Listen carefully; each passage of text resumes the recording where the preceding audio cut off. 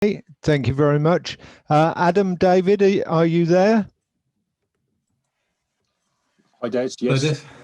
thank you. Okay, we've got, we're a little bit light on questions at the moment.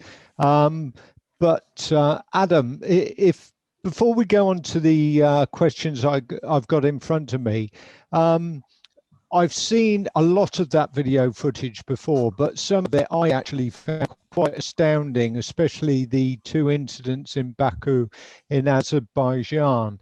Can you tell me, and probably for the interest of the audience, where you got hold of this footage? Is it available on YouTube?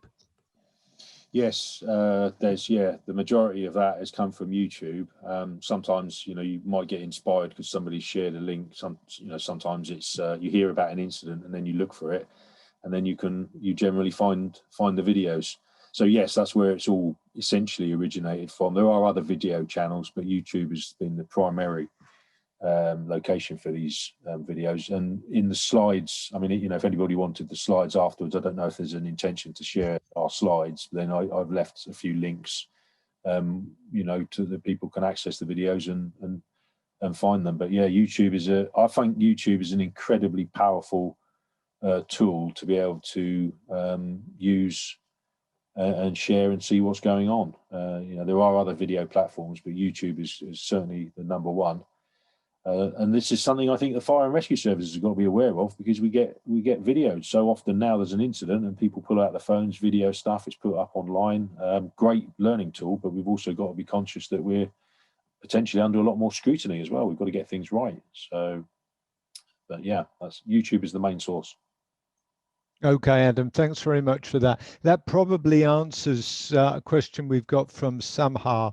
Are the videos in the fire safety incidents site, could they be used by anyone? Well, I'm not sure about that. I'm not sure about copyright on YouTube. Can you answer that, Adam? Yeah, I can answer my understanding. If you've put something up on YouTube, you've put it up there for public availability. It's good to reference stuff, but I think that's polite. I have to say, there's some videos that I've collected over a few years. I couldn't necessarily reference them, but it is good to reference them out of politeness, I think, if nothing else. But once it's up on YouTube, it's publicly available. And I don't, if you're going to put a video up on YouTube, you're putting it up there for people to use and learn from.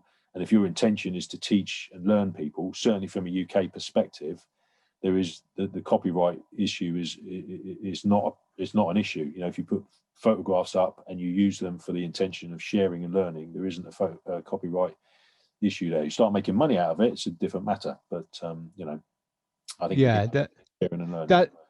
Thank you, Adam. It's certainly my understanding. If you download stuff up onto the internet through whatever platform, it's there for people to access and of course use. But I totally agree with you regarding the reference of it. It's like any piece of research you do. If you borrow people's work rather than a word we use, plagiarism, you should be referencing other people's work within your own. So hopefully, Samar, that's answered your question.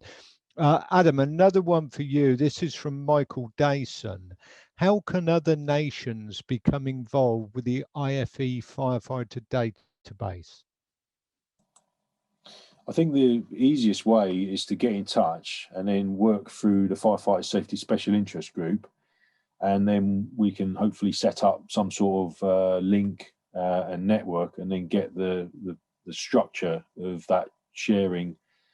I'd ask Mike, is there an IFE branch in the relevant country as well? Work through that perhaps. The database, in terms of adding information on there is a process for that.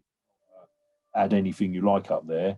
It has to go through a panel. Everything is there's certain governance conditions over this. If we work with, certainly from a UK perspective, if we work with the UK Fire and Rescue Service as an example, then we provide a database to that parent organisation. Are you happy with this? Can we release it? Some redaction work's got to go ahead, if required, and then we get the okay from that organisation.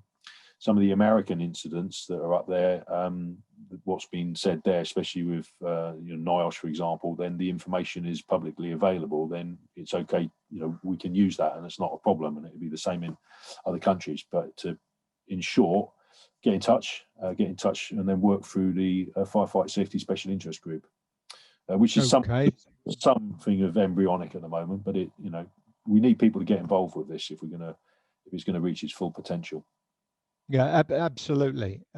David, question from you, again from Michael Dayson. David, is your research available for others to view? Absolutely. Some of it we published in peer-reviewed journals, and they have their own access requirements, but we've published as much as we can. The Saving Lives is Not Enough report, which was the burns work, is freely available, and I can provide the link. And we have got various conference presentations and other publications that we can share. So most of it's freely available. Some of it may be through academic routes, but yes, we did publish quite extensively, and some work still comes out from that as well. Okay, David, a question from me then. And this is linked to my work as a trustee on the UK Training and Fire Service Training and Research Board of Trustees. Do you know whether there's any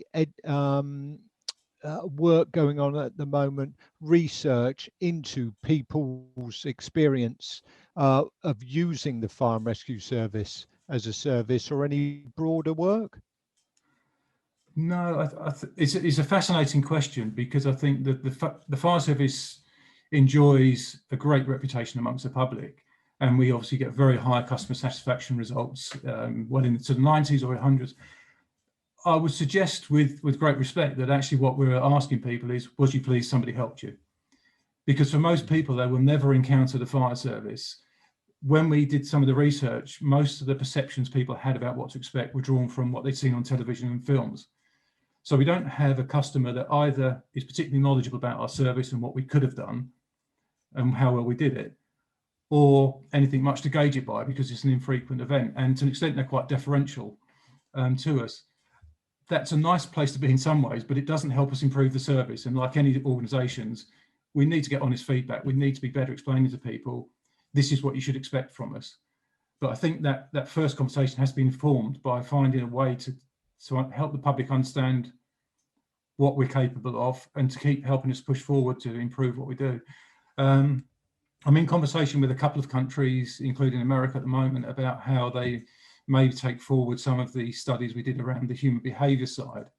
But it's a slightly different question to the one you're asking. And I think the one that you've said is absolutely essential. Most of the big brands in the customer world now, as I say, they've moved away from product focus to about the perception and understanding what people need from them, how they use it, how they adapt, what their experience is. And I think that for us is something, whilst we're slightly different to commercial organisation, it's an absolutely key thing for us to understand, because when Amazon improve, the expectations across every sector change as well, because people now know what's possible. We're not living in a bubble. So I think it would be an incredibly timely piece of work, and provide some fascinating insight.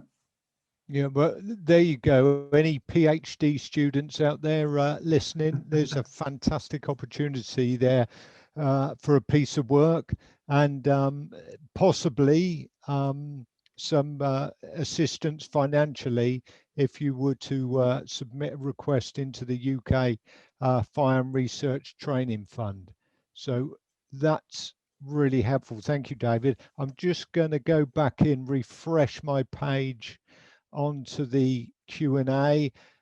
Yeah, we have no further questions at this time. Philip, can I hand back to you?